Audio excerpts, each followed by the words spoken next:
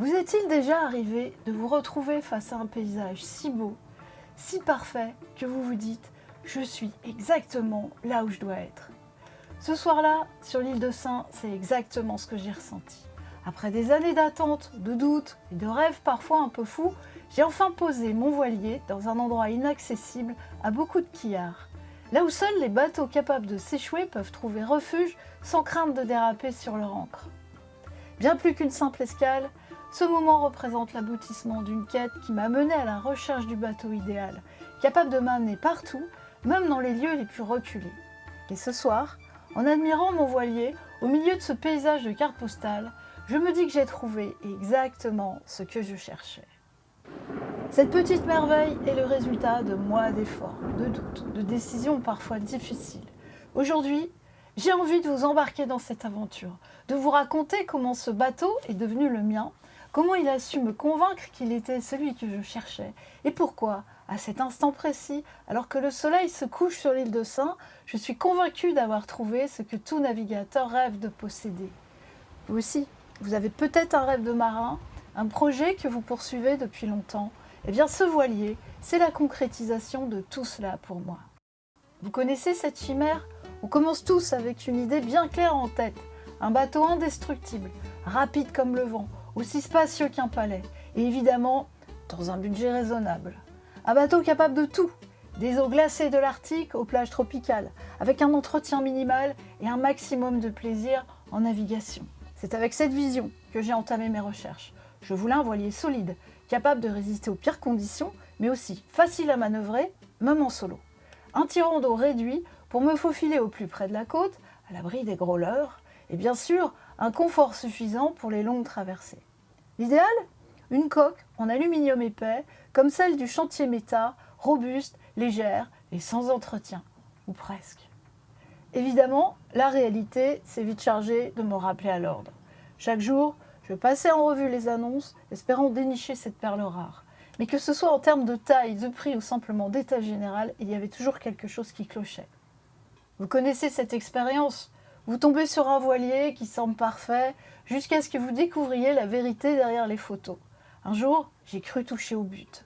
Un superbe voilier en aluminium, aux lignes élégantes, tout droit sorti de mes rêves. Mais en lui rendant une petite visite, j'ai découvert que le métal avait été dévasté par un circuit 220 volts mal installé qui avait rongé les soudures de la quille et percé des trous minuscules dans les fonds. Ici, le rêve s'était depuis longtemps transformé en épave.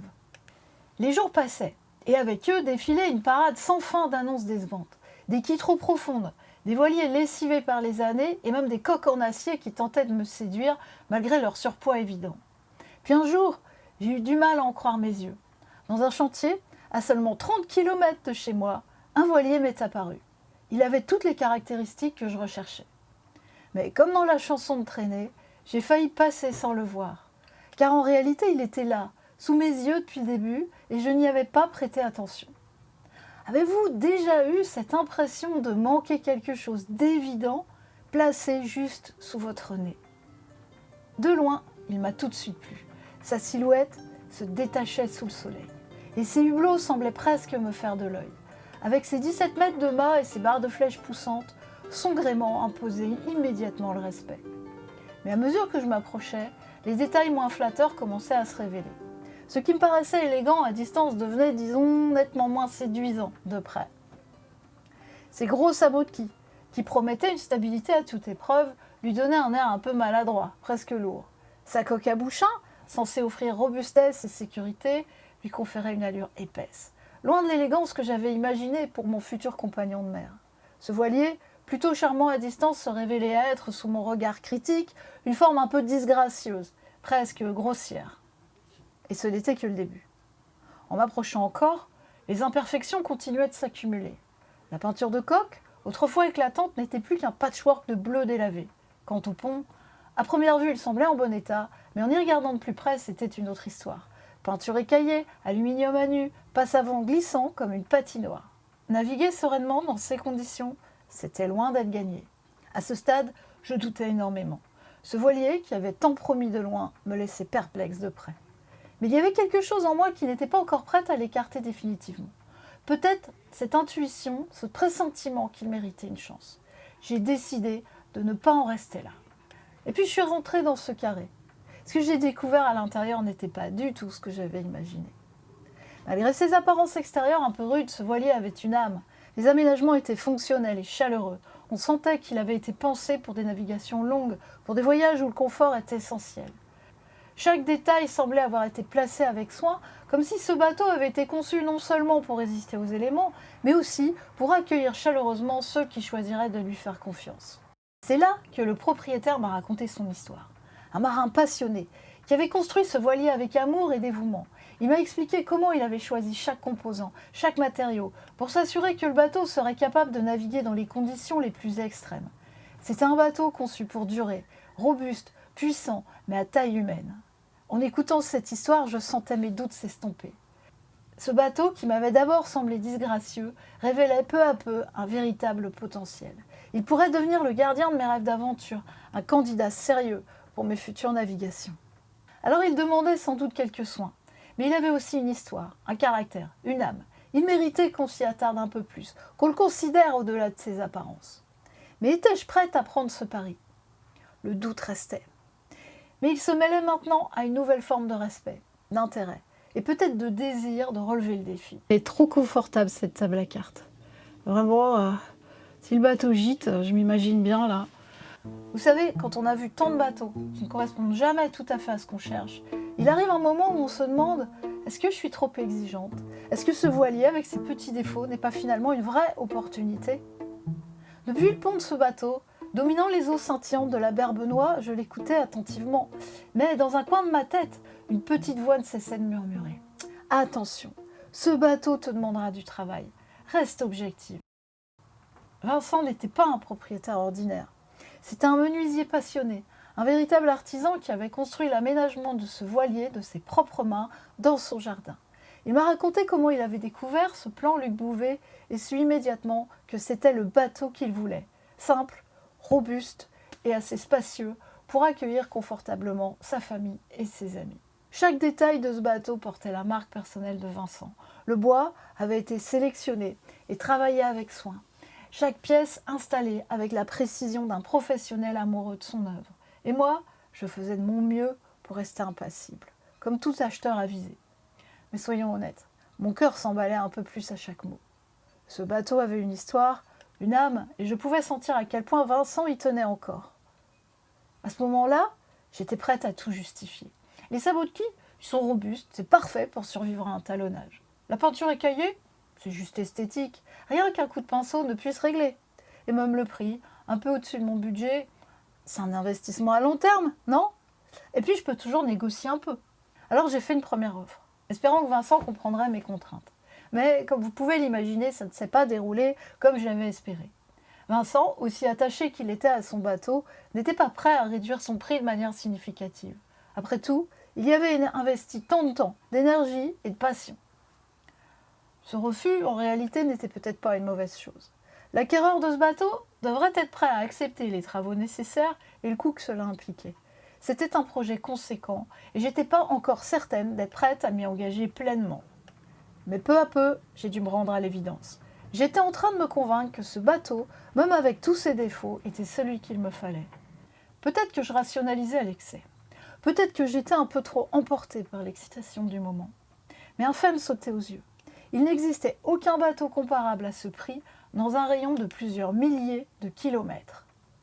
Finalement, après quelques semaines de réflexion intense et de calcul, j'ai décidé de m'approcher de l'offre initiale de Vincent. Nous avons négocié et il a finalement accepté de me céder le voilier. Lorsque j'ai signé les papiers, un mélange étrange de soulagement, d'excitation et, soyons honnêtes, une petite pointe d'angoisse m'a envahi. En vrai, je suis morte de trouille. Je sais pas du tout si je vais y arriver. Mais malgré toutes ces émotions contradictoires, une chose était claire, ce bateau atypique, plein de caractère, était devenu mon bateau. On dit souvent que la perfection n'existe pas. Mais j'étais bien décidée à m'en approcher en commençant les premiers travaux sur mon nouveau voilier.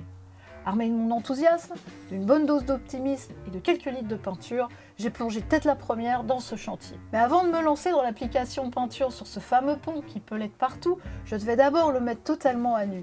Et laissez-moi vous dire que gratter et poncer un pont en aluminium au lieu de le sabler, c'est un peu comme essayer de décortiquer un crabe avec des baguettes. Long, maladroit et désespérément frustrant. Chaque coup de grattoir révélait un peu plus l'étendue du travail à accomplir. Et bien sûr, dans les endroits les plus inaccessibles, les anciennes couches d'après s'accrochaient à l'aluminium avec la ténacité d'une vieille malédiction. Ce n'était pas simple du tout. La poussière d'aluminium s'infiltrait partout, recouvrant mes vêtements, ma peau, parfois mes rêves d'aventure polaire. Chaque dimanche soir, je rentrais chez moi épuisée, couverte de cette fine poudre grise, mais avec tout de même la satisfaction de voir le travail avancer, pas à pas. Les premières couches de peinture, je les ai appliquées avec l'enthousiasme d'un enfant devant un gâteau d'anniversaire. Et surtout grâce à l'aide fort bienvenue de quelques amis. Mais rapidement, la réalité a frappé. Il pleut souvent en Bretagne, et le toit du chantier n'était pas vraiment étanche. J'ai passé plus de temps à bâcher et débâcher qu'à réellement peindre. Entre un taux d'humidité peu compatible avec mes travaux, une tempête phénoménale qui a bloqué les routes pendant plusieurs jours et les araignées qui se parachutaient sur la peinture fraîche, j'ai vite compris que le mot parfait n'avait pas vraiment sa place dans ce processus. Mais malgré tout, couche après couche, le pont commençait à retrouver un peu de sa splendeur d'antan. Chaque coup de pinceau me rapprochait un peu plus de la mise à l'eau. Et bien que les imprévus et les galères se soient multipliés, à l'image de cette opération chirurgicale qui m'a tenu 3 mois à l'écart de mes échelles, je voyais peu à peu mon bateau se transformer sous mes yeux. Il y avait encore beaucoup à faire, mais à ce stade, je pouvais enfin commencer à entrevoir le résultat final. Et malgré toutes les petites frustrations, ce bateau commençait à ressembler à ce que j'avais imaginé, ou presque. Disons que je me contentais de savourer le moment présent, tout en gardant en tête que l'aventure ne faisait que commencer. Jusqu'à l'accélération finale, car ça faisait presque une année que j'avais démarré cette rénovation. L'été était là et l'heure de la mise à l'eau se rapprochait à grands pas. Ce furent des semaines particulièrement intenses, une course contre la montre. Un mécano a débauché en pleine saison pour nettoyer les cuves où le gasoil avait macéré pendant 2 ans au moins. Le gréement à vérifier, l'antifouline, l'hélice, les anodes, l'accastillage à remonter. Mais le plus dur, regréer le bateau en l'absence de Vincent. Un genre d'escape game avec un chronomètre et des énigmes à vous torturer les ménages. Pour cela, j'étais pas seule. Les copains ont surgi de partout et sans eux, j'y serais encore. C'est ainsi qu'un beau matin de juin, Celtic Joe s'est retrouvé les sabots dans l'eau, le mât fièrement planté sur le roof, prêt à dévaler le chenal du four, toute voile dehors. Un très beau matin et à suivre une très belle journée, sans le moindre accroc. Je vous laisse imaginer l'accueil qui lui a été fait au ponton, imaginez seulement car ce soir-là, personne n'a voulu me céder son droit à l'image. Bien entendu, il reste encore des petites bricoles à prévoir, et notamment quelques tests avec du vent fort et des vagues bien senties. Mais en fin de compte, c'est pas la perfection que nous cherchons, mais l'histoire que nous écrivons avec nos bateaux. Une histoire faite de défis, de réussites et de tous ces petits moments trop courts où tout semble parfait.